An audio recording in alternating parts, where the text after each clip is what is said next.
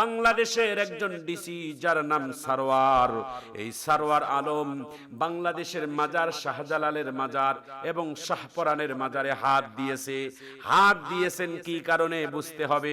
ওই মাজারের মধ্যে, মাজার কেন্দ্রিকের পাশে কিছু গাঁজাখোরেরা গাঁজা খায়, মদখোরেরা মদ খায়, জুয়াখোরেরা জুয়া খেলে, এবং ওই মাজারের মধ্যে কিছু মানুষ দান খয়রাত করে টাকা দেয়। ওই টাকা পয়সা এলাকার অনেক স্থানীয় শক্তিশালী নেতা কর্মীরা তারা ওটাকে ভাগ বন্টন করে খায়। সারোয়ার আলম ডিসি তিনি সিদ্ধান্ত নিয়েছেন এই মাজারের মধ্যে টাকার বাক্সের মধ্যে সিসি ক্যামেরা ফিট করানো হবে। এই টাকা স্থানীয় কোনো মানুষ খুলতে পারবে না, এটা সরকারি ভাবে তিনি মাস শেষে খুলিয়ে রাষ্ট্রীয় তিনি কোষাগারে তিনি জমা দিবেন। আর মাজার কেন্দ্রিক যতগুলো গাঁজাখোর আছে, মদখোর আছে, জুয়াখোর আছে, তাদেরকে সতর্ক করে বলেছেন পবিত্র জায়গায় কোনোদিন অপবিত্র কাজ হতে দিবে না। বাংলাদেশের সিলেটের একজন ডিসি মহোদয় যার নাম ডিসি সারোয়ার আলম, তিনি বাংলাদেশের একজন ডিসি এবং সুনামধন্য একজন সৎ এবং সুন্দর একজন ভালো মানুষ, একজন নিঃসন্দেহে সারা বাংলাদেশে তেনার প্রশংসার জোয়ারে ভাসছে তার নাম ডিসি সারোয়ার। প্রিয় ভাইয়েরা আমার, সত্যের জন্য তিনি অনেক লড়াই করেই যাচ্ছেন বাংলাদেশে, কিন্তু সত্যের শক্তিটা বড় কঠিন, এটা ধীরেই হয়। আজকে বাংলাদেশের একজন ডিসি সারোয়ার তিনি সিলেটের এই শাহজালালের মাজার এবং শাহপরানের মাজারে গিয়ে তিনি মাজারের দান বাক্সের মধ্যে তিনি সিল কালার করেছেন এবং তিনি ওখানে সিসি ক্যামেরার আওতায় এনেছেন এবং এনে মাজার কর্তৃপক্ষকে তিনি প্রশাসন তিনি নিয়োগ দিয়ে তিনি বলেছেন এই মাজারের মধ্যে কখনো কোনো জায়গায়, এই পবিত্র জায়গায় কোনো নেশা, কোনো গাঁজা এবং মদ জুয়া কোনো খেলা চলবে না। একটা ভালো সিদ্ধান্ত নিয়েছেন সারোয়ার মুর্শেদ, ডিসি সারোয়ার। তিনি এত সিদ্ধান্ত নিয়েছেন, বাংলাদেশের মানুষ তাকে সালাম করা দরকার, স্যালুট করা দরকার, যে মাজার, কবর, মসজিদ, মাদ্রাসা এগুলো পবিত্র জায়গা। সেই জায়গাতে যদি কেউ গাঁজা খায়, কেউ মদ খায়, নিঃসন্দেহে একটা খারাপ কাজ। সেই জায়গার মধ্যে, সেই জায়গাগুলোকে মাজার কেন্দ্রিক যে অসামাজিক কার্যকলাপ কাজগুলোকে বন্ধ করার জন্য তিনি ঘোষণা করেছেন। এবং সেখানে সব থেকে এই মাজারের মধ্যে যে টাকা পয়সা দেওয়ানো হয়, এই টাকা পয়সা যে আজও কোথায় যায় এটা কেউ জানে না। এই ডিসি সারোয়ার তিনি বলেছেন যে এই দান বাক্সগুলোর মধ্যে নতুন সিল কালার করানো হবে, রাষ্ট্রীয়ভাবে সেখানে মাস শেষে একবার গণনা করে রাষ্ট্রীয় ফান্ডে সেখানে নেওয়ানো হবে। এটাই হয়েছেন তার কাল। এই সিদ্ধান্ত নেওয়ার সঙ্গেই স্থানীয় নেতা কর্মীরা তাকে কোন জায়গায় যে টিপ দিয়ে তাকে বদলির ঘোষণা দিয়েছেন। তার মানে এখন আর ডিসি সারোয়ার তার আর ওই সিলেট জেলার মধ্যে তিনি আর দায়িত্বশীল নেই, তিনি তার ওখান থেকে তাকে ট্রান্সফার করে অন্য জায়গায় নেওয়ানো হয়েছে। প্রিয় ভাইয়েরা আমার, প্রিয় বন্ধুরা আমার, সত্য কখনো ঢাকিয়ে রাখা যায় না। সত্য একদিন না একদিন প্রকাশ হবেই। আর সত্যকে কখনো দাবিয়ে রাখা যায় না। সত্য শক্তি একদিন না একদিন বিজয় হবেই ইনশাআল্লাহ।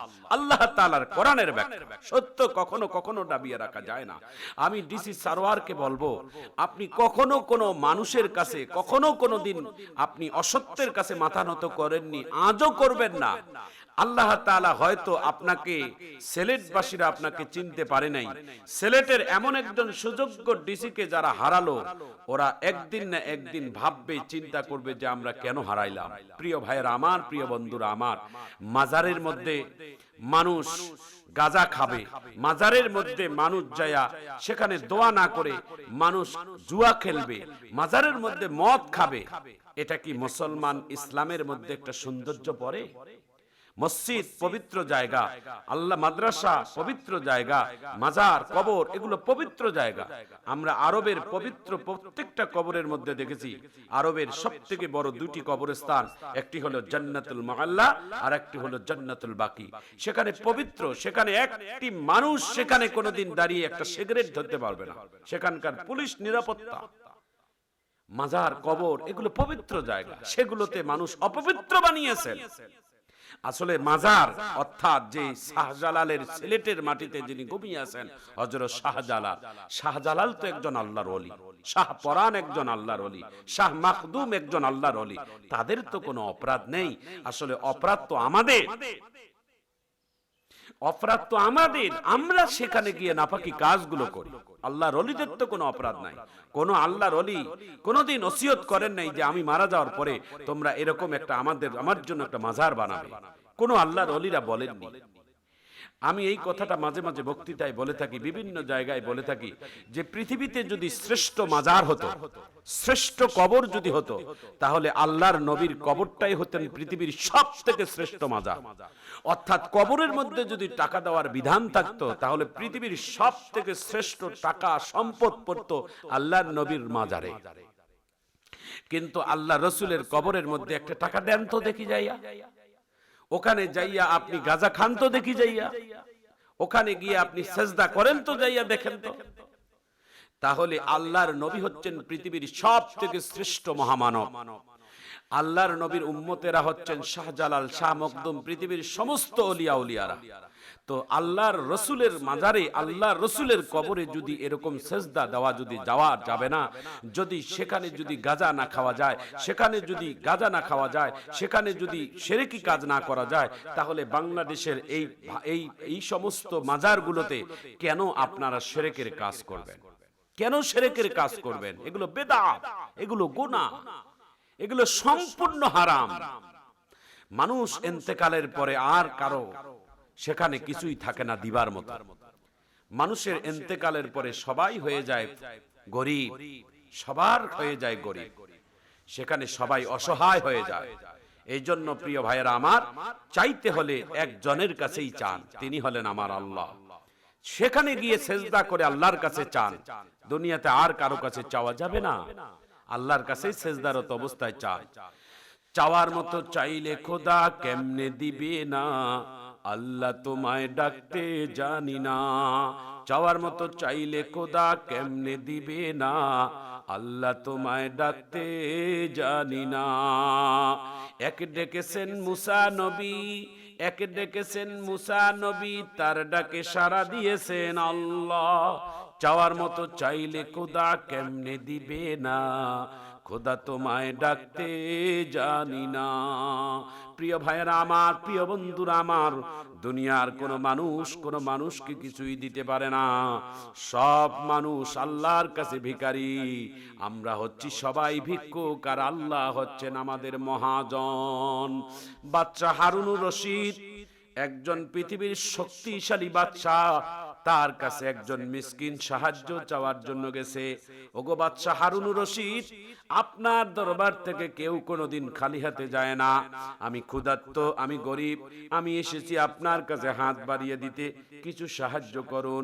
বাদশা হারুনুর রশিদ ডাক দিয়ে বলে, মিসকিন একটু দাঁড়াও, আমি একটু ভিতরে যাই।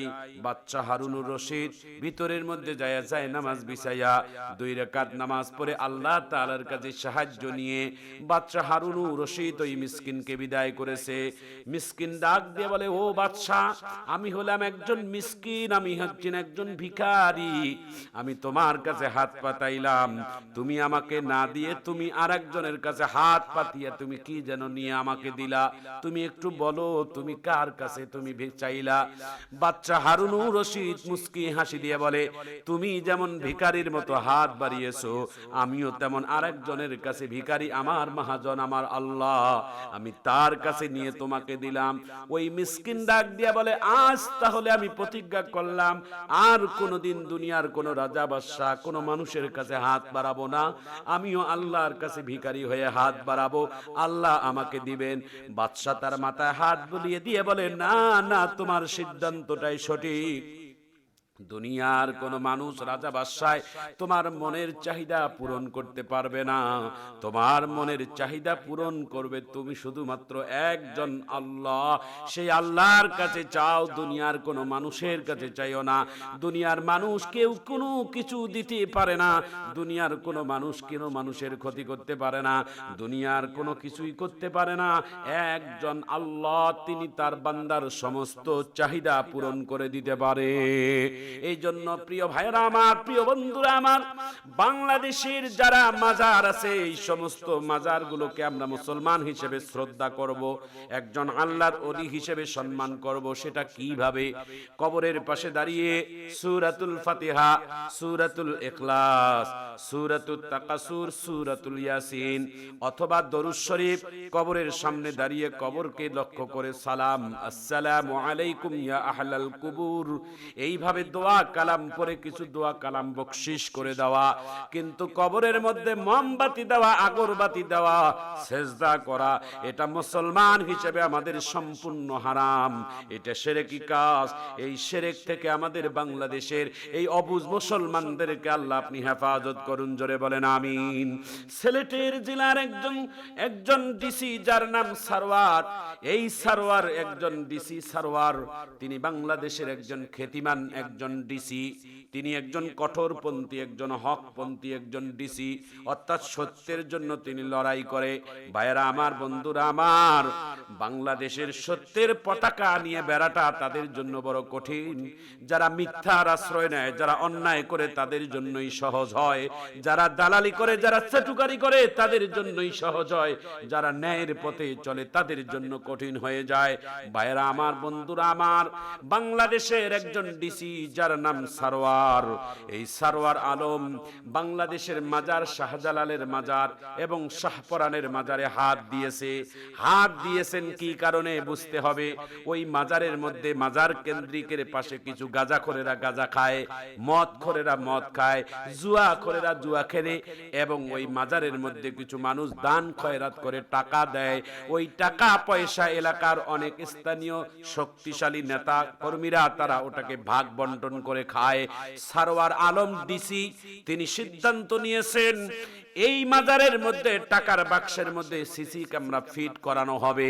এই টাকা স্থানীয় কোনো মানুষ খুলতে পারবে না, এটা সরকারি ভাবে তিনি মাস শেষে খুলিয়ে রাষ্ট্রীয় তিনি কোষাগারে তিনি জমা দিবেন।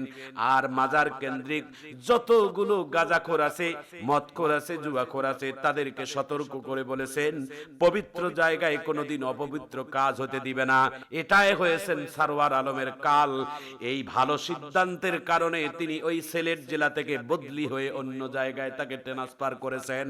সারওয়ার মুর্শেদ আলম স্যার, আপনাকে বাংলাদেশের হক্কানি ওলামায়ে কেরামের পক্ষ থেকে সেলুট জানাই, সালাম জানাই এবং দোয়া রইল।